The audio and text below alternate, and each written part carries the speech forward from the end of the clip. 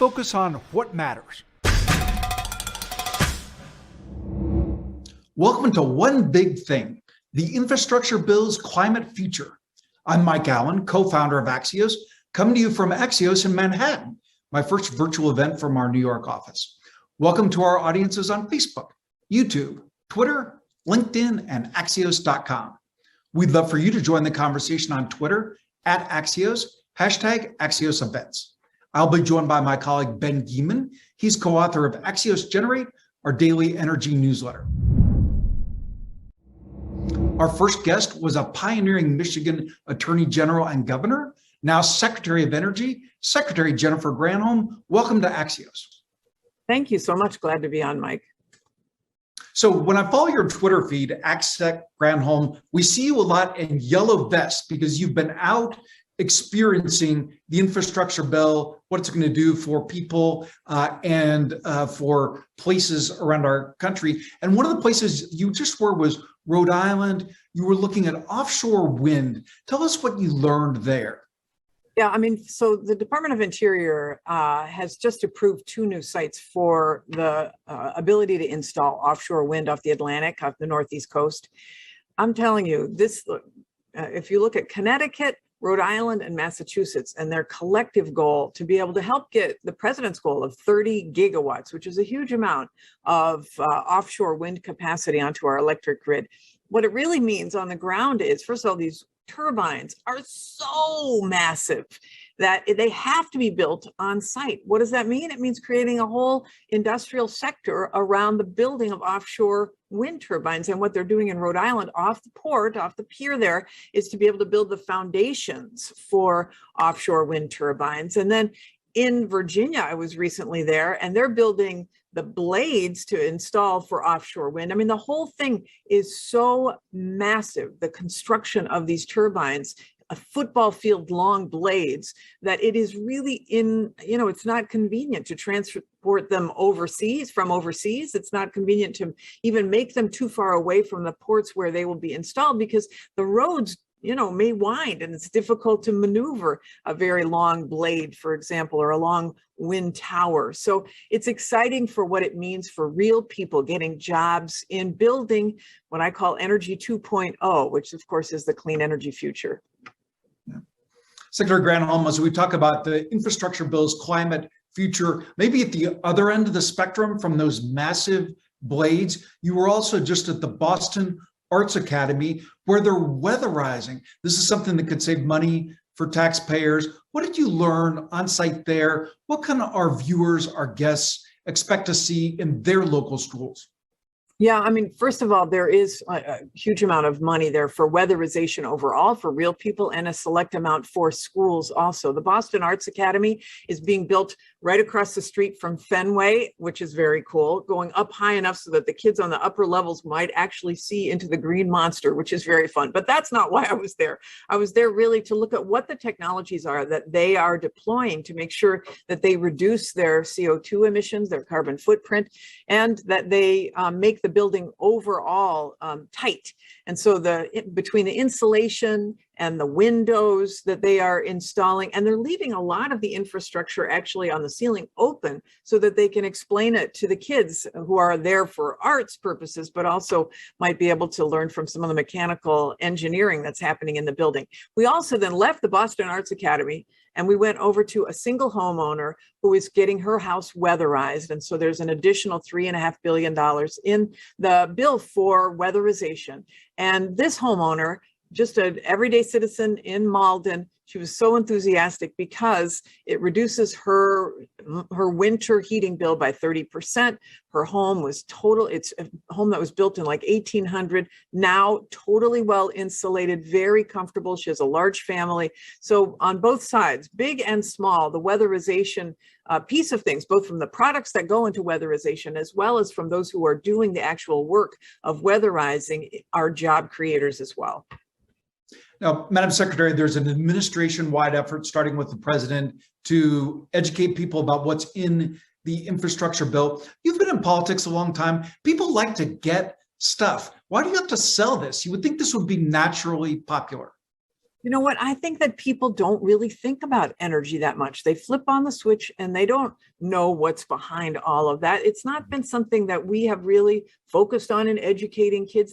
People just expect to have reliable energy. Now, with all of these extreme weather events, it's dawning on people, right, that our carbon pollution is contributing to these extreme weather events, and how can we reduce that? And then, of course, a lot of the younger generation are very excited about combating climate change and see themselves in the careers associated with that. So, part of it is letting people know about the jobs. Part of it is letting people know about the impact on climate. Part of it is letting communities know about the ecosystems of their economy that could benefit from the investment in clean energy. And part of it then too is responding to the concerns that understandably some communities have, who have powered this country for the past 100 years in fossil fuels, and who could get their people to be excited about powering the country for the next 100 years using clean energy. So the education is a spectrum. And then, of course, there's the education associated with the actual technologies that are being deployed to be able to, it's not just wind and solar, everybody kind of knows about those, but do people really understand, for example, green hydrogen or carbon capture and sequestration or geothermal? Those kinds of technologies, or even advanced nuclear, those are all things that we're explaining along the way. Now, this is the Blow My Mind segment, the Blow Our Mind segment. The bill prioritizes advanced technologies, but you in particular are prioritizing next generation emerging technologies. You mentioned geothermal. What are some of the most relatable or most exciting to you R&D that's going to go on or is about to be kicked off? Yeah, first of all, let me just say a word about geothermal. We should be using a lot more of it. It is renewable. It's underneath our feet. We frack right now for natural gas. If we frack for oil, we could be using that same technology to pull up clean resources from under our feet. We have enough geothermal to power this nation several times over if we actually got at it. So that to me is exciting, and I'm really enthusiastic about that. But I'm also super enthusiastic about the earth shots that we have announced. These are next generation technologies that we've got to deploy and reduce the costs and advance efficiencies in them. So for example, we announced a earth shot related to clean hydrogen. So if we can get clean hydrogen at a reasonable cost, that's that clean dispatchable baseload power that we need to make sure that our grid is reliable. We also launched an earth shot to reduce the cost of utility scale energy storage. So the batteries associated with saving energy produced by wind and solar, we want to reduce the cost by 90% by 2030. We launched an earth shot about removing carbon pollution from the atmosphere. And so whether that's through biologic systems or whether it's through technology, we then again want to reduce the cost of doing that. So it's a full-on set of technology challenges. You remember this was done with a sunshot during the Obama administration. The goal was to significantly reduce the price of solar. They did it. We're going to reduce the cost of solar yet again in half by 2030, and it's already dropped to being less than, in many places, any fossil fuels. So we're excited about the technology shots, and we're excited about deploying the technology we already have that is set to go. We've talked about jobs. We've talked about saving money. I know that another priority of President Biden is making America more competitive. How does the infrastructure bill do that?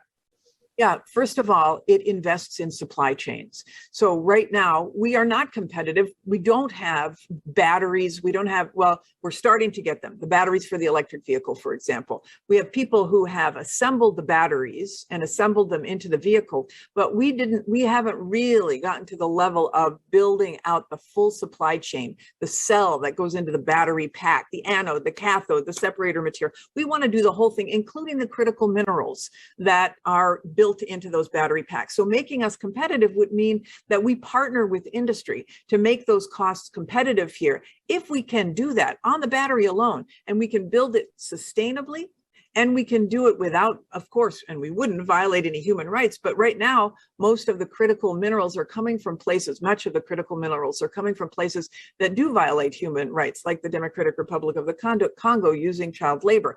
We can build out that supply chain here in the United States.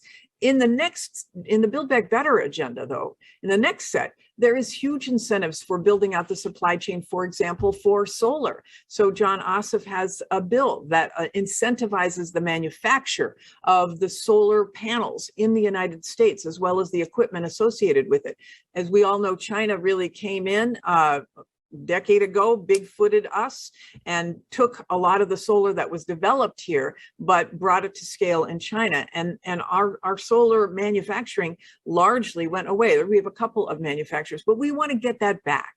And so being able to partner with industry to incentivize the build back of that supply chain will make us both competitive and put people to work. So that part of the president's agenda, he's tired of stuff being stamped made in other countries. He wants to stamp them made in America, use them here, and export them elsewhere. And Mike, this is going to be a $23 trillion market globally by 2030. So we're not going to stand by the side of the road anymore and allow other countries to bigfoot us. We are going to go after that. We're going to make it here. We're going to use it here, stamp it made in America, and do it with American workers. Secretary Granholm, I'm about to get the hook so the last question for you. As long as I've covered you in politics, equity has been very important to you, and equity has been laced all through President Biden's agenda from day one. How does that apply to the infrastructure bill?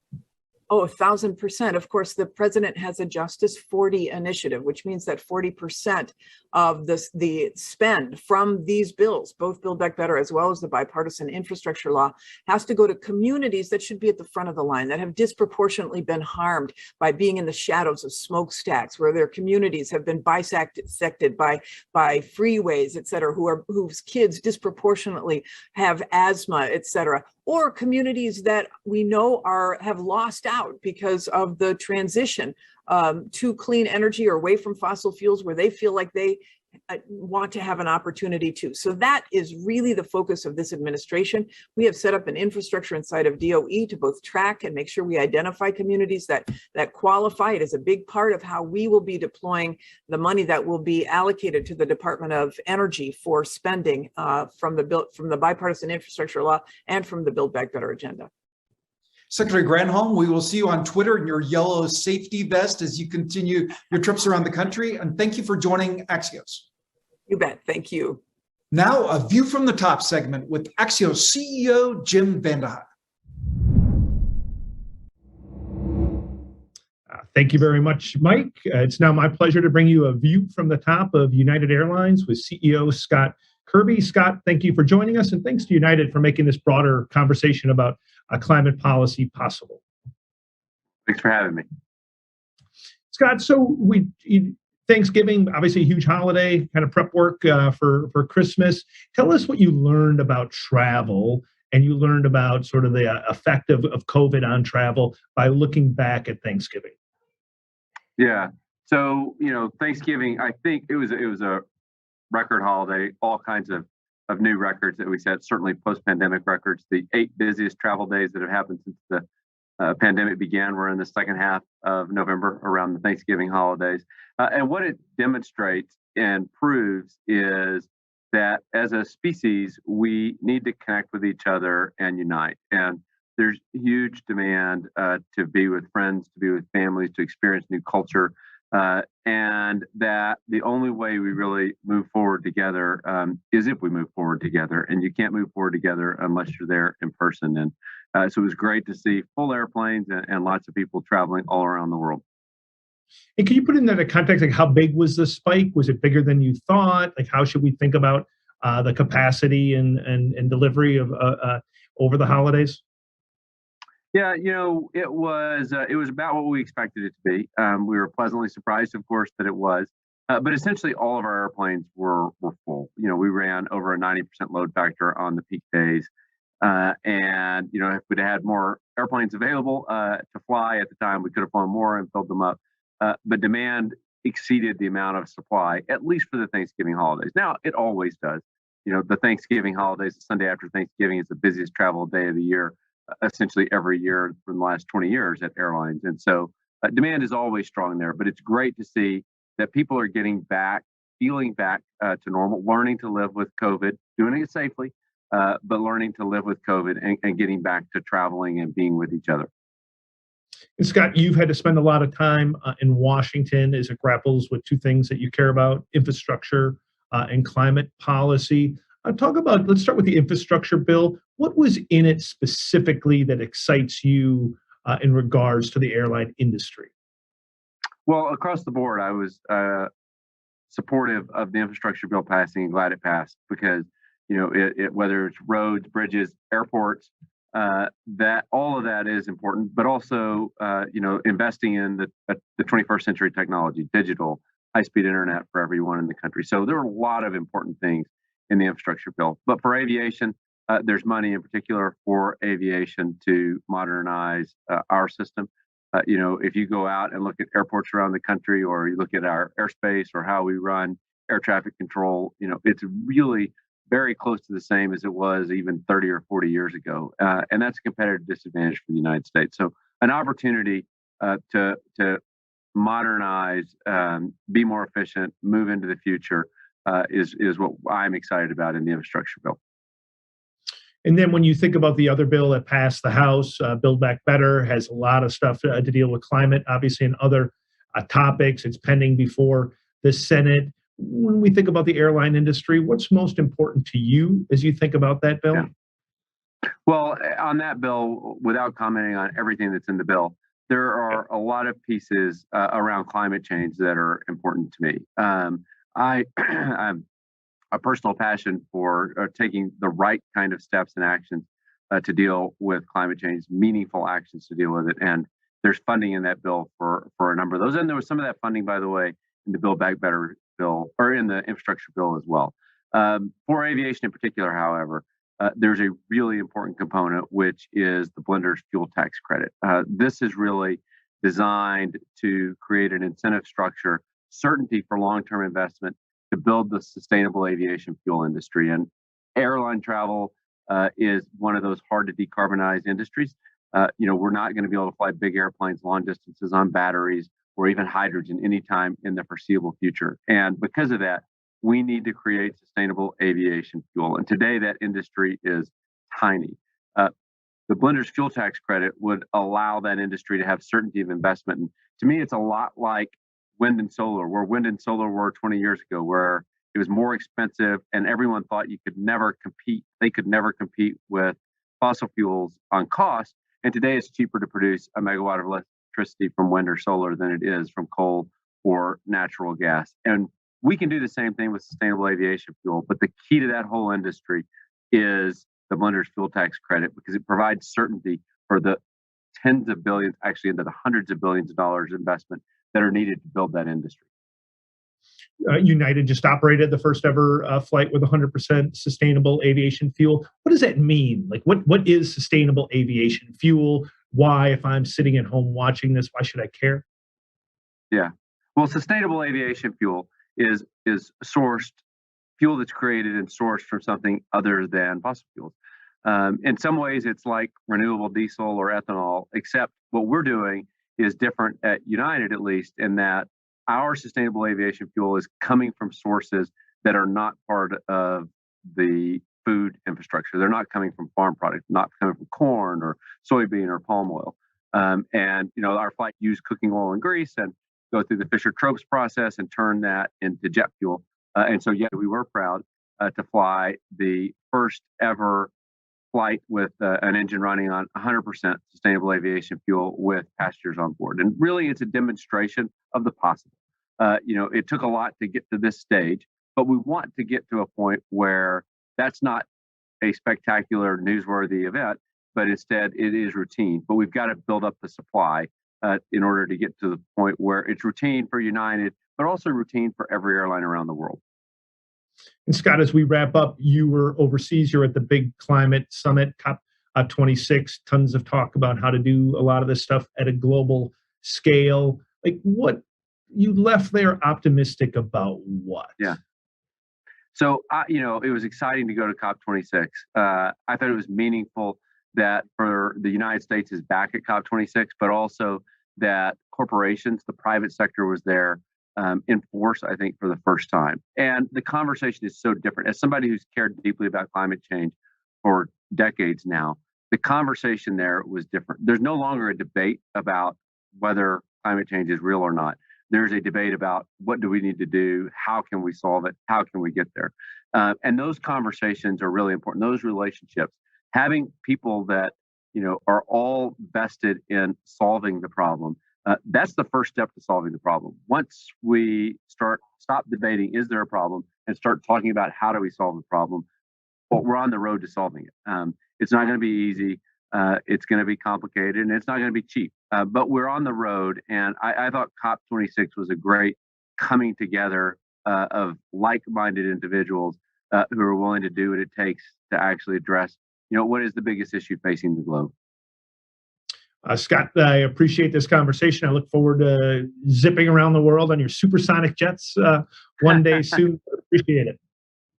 Thank you, Jim. We'll look forward to you doing that. See you later, Scott. And over to you, Ben. Thanks, Jim.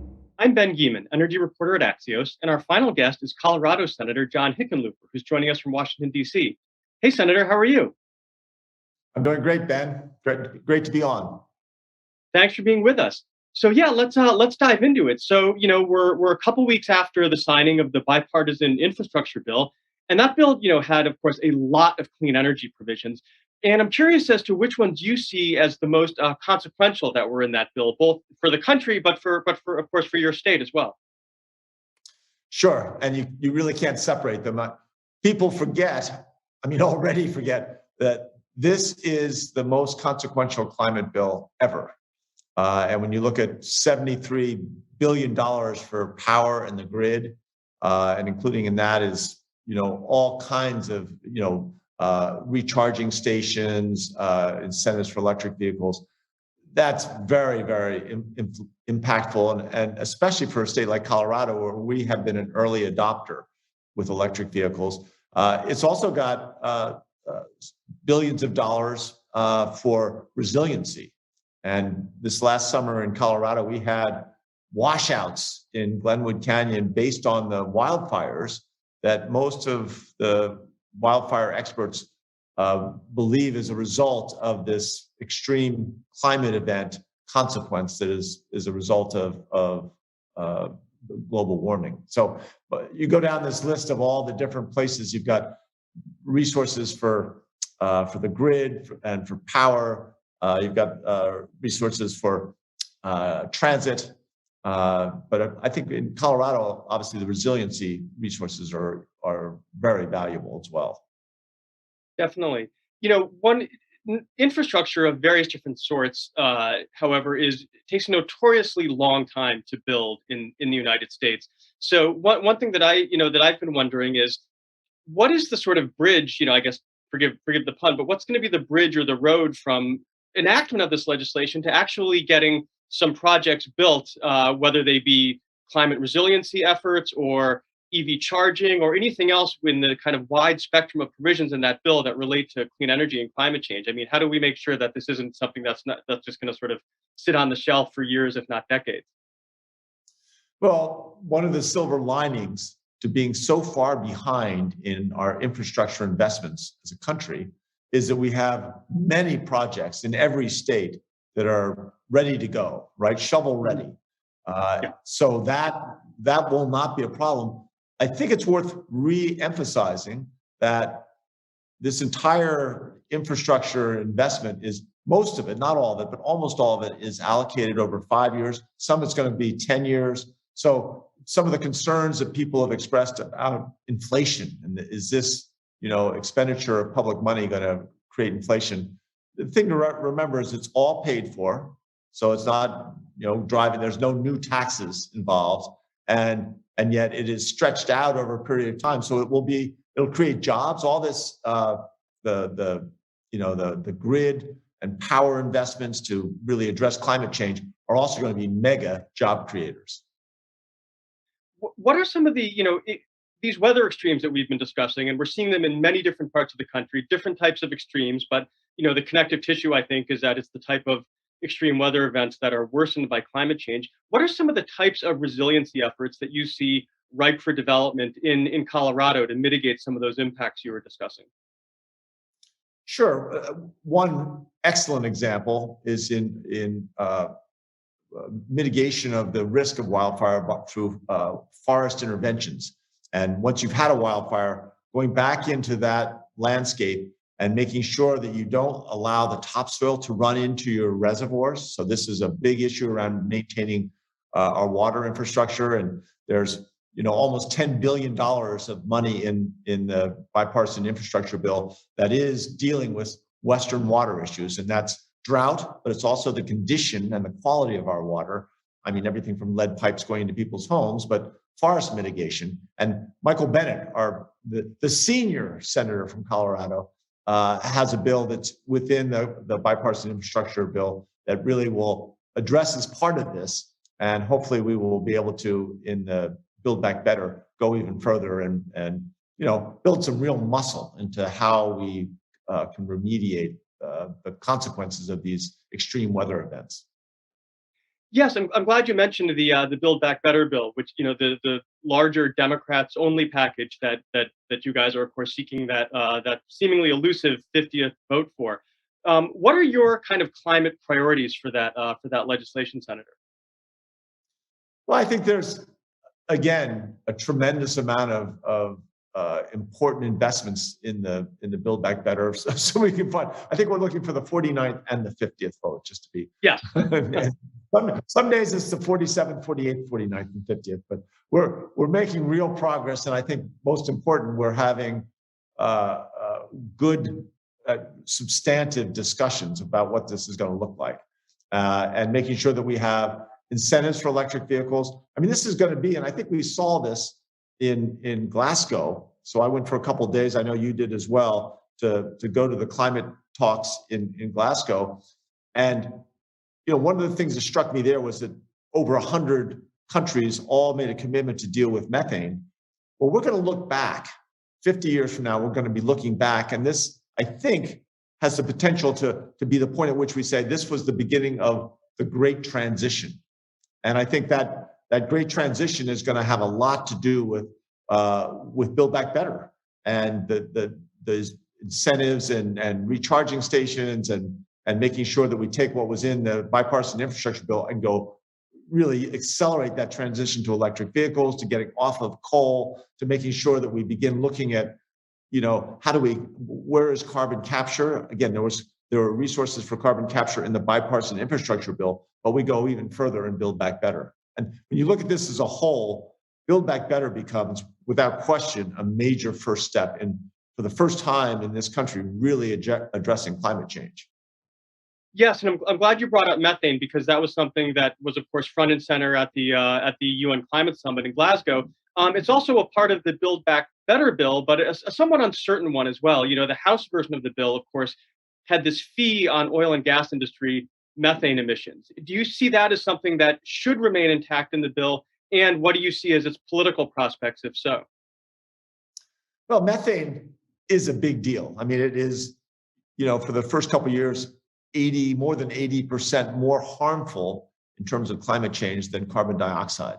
So for years, we've been flaring it, letting it, venting it out into the atmosphere without any regulation. And when we did the regulations on methane back in Colorado in 2013 and 2014, we were the first entity at a statewide level or a municipal wide level or a countrywide level. I mean, literally no one had ever regulated methane before. So the fact that 100 countries agreed that by the end of by 2030 they would all have cut their methane emissions by 30%. That's amazing. And as you say, in the bipartisan infrastructure bill, there's specific allocations to cap old oil wells, which are prime sources of methane just leaking into the atmosphere. But I think that the real is still out there, and I know that the fee on methane looks unlikely to be included at this point. But I think that if we get a price on carbon, that goes well beyond what a fee on methane would do. And that's still being discussed. I think realistically, whether this looks like some sort of a fee and then a dividend back so that, everybody pays a little bit more for whatever they buy that's based on how much carbon emissions were utilized or created in the manufacture of that good or service.